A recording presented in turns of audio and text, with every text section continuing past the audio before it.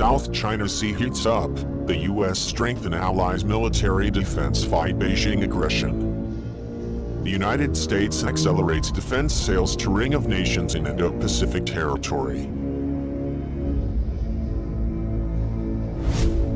The President Donald Trump administration said Thursday that it is ready to further support Indo-Pacific allies to boost their defense capabilities.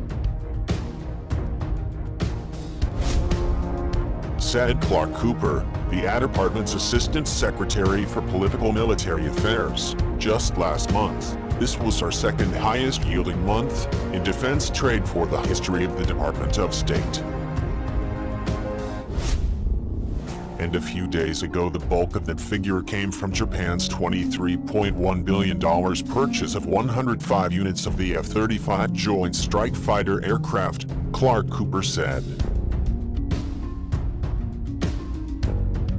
A listing of the United States arms sales to partners in 2020 indicates an aggressive offering of air and also naval platforms in the Indo-Pacific region and recently.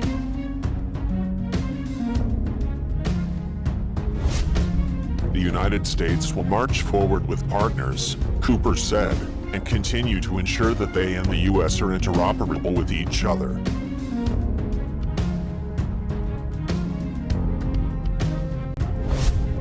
And this matter comes at a time when Washington has rejected Beijing's maritime claims in the South China Sea a few days ago. Bolster diplomatic partnerships with countries in the region, and also conducted Indo-Pacific naval exercises with partners, in order to play out different scenarios with China in mind and recently.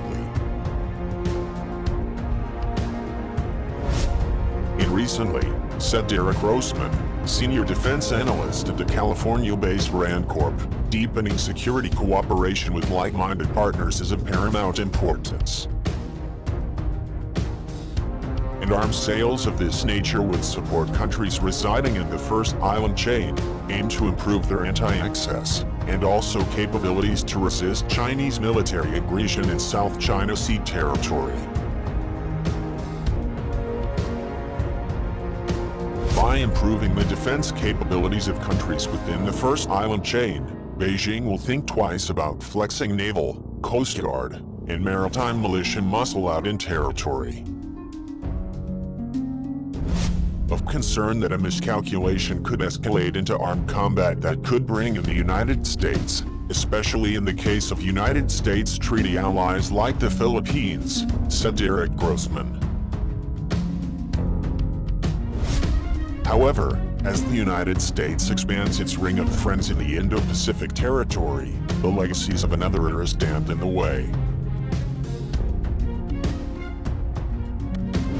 Washington's defense cooperation relationship with India has expanding, Cooper said of China's democratic neighbor and rival, which ranked as the world's second-largest arms importer for the last 5 years in tracking by the Stockholm International Peace Research Institute and recently.